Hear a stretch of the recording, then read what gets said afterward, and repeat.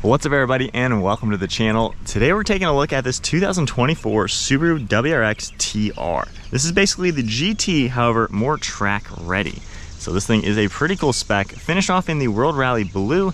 MSRP is $42,700. So let's go ahead and see what is powering this sporty car. Underneath the hood, of course, you're gonna have Subaru's flagship motor, which is the Boxer. So this is a 2.4 liter 4-cylinder Boxer motor, turbocharged of course, with 271 horsepower and 258 pound-feet of torque. Paired to the 6-speed manual and Subaru's symmetrical all-wheel drive, curb weight is around 3,400 pounds, 0 to 60 is about 5.9 seconds. Taking a look at the styling, of course, this generation WRX has all this plastic stuff all over it. I'm not the biggest fan. I like the overall shape of the car, just I think if that was body colored, it would look a lot better. But with that said, you do have some really cool elements. Nice set of LED headlights. I like how the bodywork kind of cuts into it. Then you have a gray grille with your Subaru badge. A lot of this plastic down below with openings for the radiators, fog lights down below as well. It's got a nice front end appearance, pretty sporty looking. And of course you can see that massive hood scoop to channel cold air into that top mounted intercooler. So a really cool element for a rally car design. Got some sharp body lines throughout the hood as well. Definitely love the color for this. And you have a nice set of 19-inch wheels with the Brembo brakes. You got a set of 6-piston calipers up front with drilled rotors. You're gonna see 2 piston calipers in back. You got this plastic stuff all around the front fender with a little bit of a cutout to provide some airflow, more plastic for the side skirt, and then a set of body color mirror caps and door handles. You do have some black trim throughout the windows, no sunroof in favor of weight savings over the GT model, and then the side profile is really nice. It has a good proportion, good profile. I like how there are some bulges for the front and rear fender arch. You can definitely see the wider rear fenders, which is a good touch. And then I like how they finished off with a true Brembo brake in the rear. In back, the LED taillights look really cool. Kind of looks like lava inside here. And then that black trim connects them. You got a body color spoiler, all of your badging, and then a massive plastic rear bumper. Once again, body color would look so good on this car. You have a quad dual exhaust, looking pretty sporty. And overall, again, I like the shape of the car. I think it does look pretty cool. You're gonna grab underneath here, we can pop that and take a look at the trunk. Pretty good amount of space, about 15 cubic feet. And then underneath the floor, you do have some tire changing items and then a little bit of hidden storage space. If we go in through the side, you are able to pop down these seats, just pulling these manual levers. And they're gonna fold down nice and flat, giving you a ton of space and a lot more cargo into the trunk. Taking a look from back here, as you can tell, roomy car, not bad at all. And then going ahead, lifting these back up. So this interior is gonna get the black Ultra Suede with the leather and the red stitching on the door panel. Just have some plastic up here, the suede material, the leather material, all the nice contrast stitching, and you're gonna see a lot of this plastic carbon fiber material. You got your window control, and then on the inside you get the smooth leather with all this cool micro suede material. So really nicely appointed interior, very sporty looking. In the center, you can pull this down. You have an armrest along with 2 cup holders, and then just 2 USBs in the center with a little bit more storage. Going ahead and hopping inside. One thing kind of cool on these floor mats, it's a tire track right there. Hopefully you can tell on camera, but that is a neat little touch for a sporty car. Sitting here at 5'11", this isn't bad. You know, I'm sitting here behind my driver's seat with a good legroom and footroom. The seats, they do feel a little short. They are nicely padded though, which is a good touch, but they just feel a little small and my head just barely touches the ceiling. So for a smaller car, I mean, it's not bad, but definitely not the roomiest thing in the world, but 3 people in a pinch really wouldn't be the worst. So not a bad back seat, definitely a practical car. And then hopping out, moving on to the driver's seat now. You're gonna see these same materials on the door, a little bit more soft touch plastic up here, the same 2-tone material, plastic carbon, all of your controls, Harman Kardon audio system, and then a power seat. So the Recaros up front look fantastic. Same seat you're gonna see in the GT. So I love that they've carried this over into the manual cars. But you're gonna see the smooth leather and then these massive bolsters with all the micro suede. Looks really cool.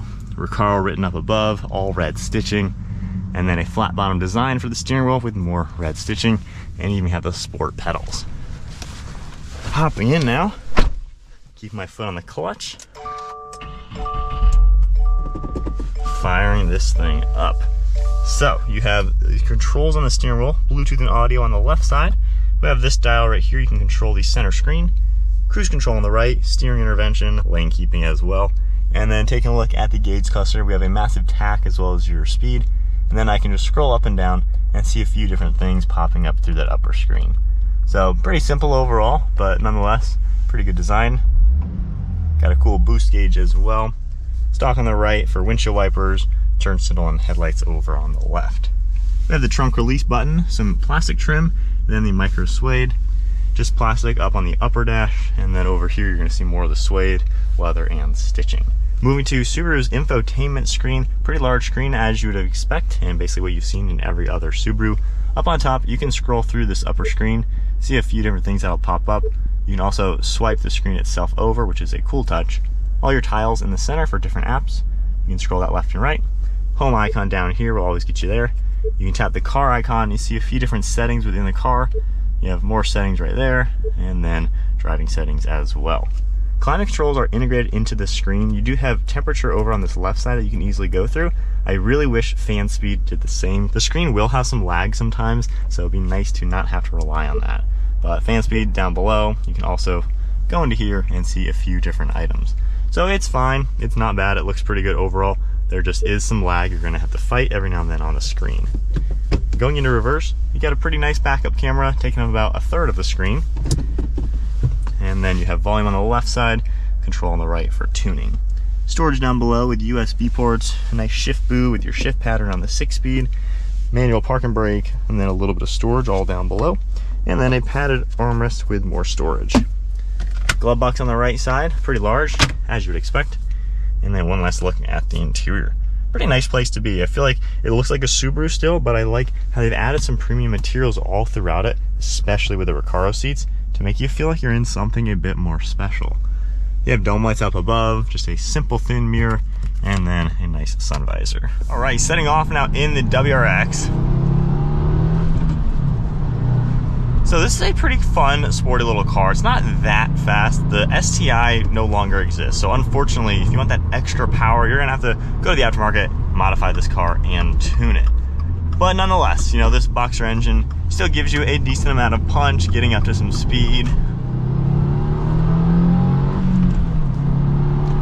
Carries the weight really well up to 60, so it's not like it's stressing. You got good power, at least above 4,000, so you do have to wait for the power to come on, but it's fun to drive. The clutch has a little bit of weight to it, not all too much feedback. You don't really feel the bite point, but once you get used to it, I mean, it's a pretty easy manual to deal with.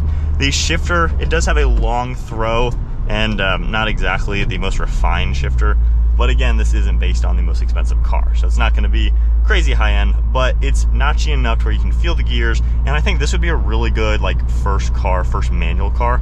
You know, if you're in the market for your first manual transmission, I think a WRX is gonna be pretty forgiving to just learn on. So it's nice, it's easy to rev match manually and everything, so it's not a bad manual if you are gonna daily this or just be a novice.